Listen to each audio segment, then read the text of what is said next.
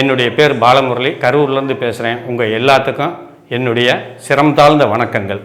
என்னைய இந்த ஜோதிட துறைக்கு அறிமுகப்படுத்தி என்னையை பிரபலப்படுத்தி கிட்டத்தட்ட எனக்கு 40 அவார்டு, பரிகார சித்தர்னு அவார்டு வழங்கிய, தமிழ்நாட்டில் இலவச ஜோதிட வகுப்பு நடத்தி 15,000 ஜோதிடர்களுக்கு மேலே உருவாக்கின டாக்டர் கணியர் ராஜசேகரன் ஐயா அவர்களுக்கும் அவர்களுடைய குடும்பத்துக்கும் என்னுடைய சிரம் தாழ்ந்த நன்றியை தெரிவிச்சுக்கிறேன். இன்றைக்கி நாம் சனிப்பெயர்ச்சி பலன்களை 12 ராசிக்கு நம்ம பார்க்க போகிறோம். நல்லா இருக்கும், எல்லாம் பாருங்கள்.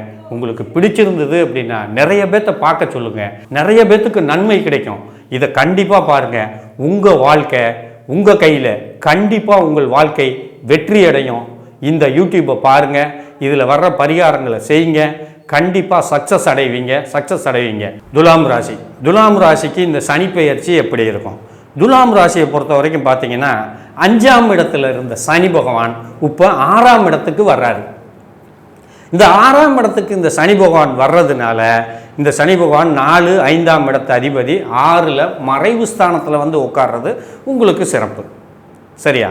6ஆம் இடத்துல இந்த சனி பகவான் இருக்கிறதுனால இந்த ராசிக்கு இந்த சனி பகவான் 12ஆம் இடத்தை பார்க்குறாரு, இந்த ராசிக்கு 9ஆம் இடத்தை பார்க்குறாரு, 8ஆம் இடத்தை பார்க்குறாரு, 12ஆம் இடத்தை பார்க்குறாரு, அடுத்தது 3ஆம் இடத்தை பார்க்குறாரு. அப்போ இந்த பார்வையில் படுற இடங்கள் கொஞ்சம் பலவீனம் ஆகும்.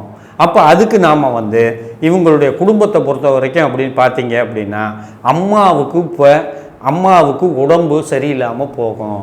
தாய் வழியில் இருக்கக்கூடிய உறவுகளுடைய தன்மைகள் பாதிக்கும். நீங்கள் வீடு வாங்கியிருப்பீங்க, கட்டடம் வாங்கியிருப்பீங்க, அதை எல்லாமே இப்போ ரிப்பேர் செய்யணுங்கிற ஸ்டேஜில் இருப்பீங்க. இல்லை வீட்டை விற்கலான்னு நினச்சிக்கிட்டு இருப்பீங்க, இப்போ விற்க முடியாது. இடம் எதுவும் புதுசாக வாங்கலான்னு நினச்சிருப்பீங்க, வாங்க முடியாது, கிடைக்காது. சரியா? அப்போ இது வந்து இப்போதைக்கு அமையாது. அப்போ எப்போ அமையும் அப்படின்னு கேட்டிங்க அப்படின்னா, சரியா, குரு கடகத்துக்கு வர்றப்ப இவங்களுக்கு சிம்மத்துக்கு வந்து 1 மாதம் தங்குவார். அந்த சிம்மத்தில் இருக்கிறப்ப இந்த ராசிக்கு 4ஆம் இடத்தை குரு பகவான் பார்ப்பார். அந்த நேரத்தில் உங்களுக்கு இந்த மாதிரி அமைப்புகள் கிடைக்க வாய்ப்பு இருக்கும். பெரும்பாலும் இந்த தடவை இந்த மாதிரி ஆல்ட்ரு பண்ணுறத கொஞ்சம் தவிர்த்துக்கிறது நல்லது. இந்த துலாம் ராசியை பொறுத்த வரைக்கும் பார்த்தீங்க அப்படின்னா இவங்களுக்கு 9ஆம் இடத்துல குரு பகவான் 3 கூடையும் 6 கூடையும் 9ல் போய் உட்கார்றாரு. அப்போ உங்களுக்கு அலைச்சல் அதிகமாக இருக்கும். வேலையில் பணிச்சுமை கொஞ்சம் அதிகமாக தான் இருக்கும். இடம் மாற்றம் பண்ணி உங்களை வந்து டார்ச்சர் கொடுத்து வேறு இடத்துக்கு அனுப்புவாங்க. திரும்ப மாற்றி நம்ம செவுத்தில் அடித்த பந்து மாதிரி திரும்ப எங்கே போனோமோ அதே இடத்துக்கு திரும்ப வர்ற மாதிரி சூழ்நிலைகள் எல்லாமே உருவாகும். இவங்களுக்கு இதை பார்த்தீங்க அப்படின்னா குரு பார்வை இவங்க ராசிக்கு இருக்குது. ராசிக்கு அதே மாதிரி ராசிக்கு இருக்குது, ராசிக்கு 3ஆம் இடத்துக்கு இருக்குது, 5ஆம் இடத்துக்கு இருக்குது. அப்போ இவங்களுடைய குலதெய்வ வழிபாடுகள் போன தடவை செஞ்சுருக்க முடியாது, இப்போ இந்த வருஷம் செய்யறதுக்கு வாய்ப்பு இருக்குது. அப்போ இவங்க குலதெய்வ வழிபாடுகள் இதெல்லாம் பண்ணிட்டு வந்தாங்கன்னா இவங்களுக்கு வந்து நல்லா இருக்கும்.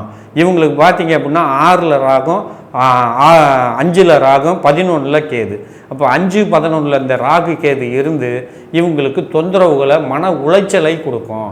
இடம் மாற்றம், ஒரு வேலை கிடச்சி ஒரு இடம் மாற்றம் பண்ணினாலும் அந்த இடத்துலையும் ஒரு சாட்டிஸ்ஃபைடு இருக்காது, ஒரு நிம்மதி இருக்காது, திரும்ப டார்ச்சர் இருக்கிற மாதிரி இருக்கும்.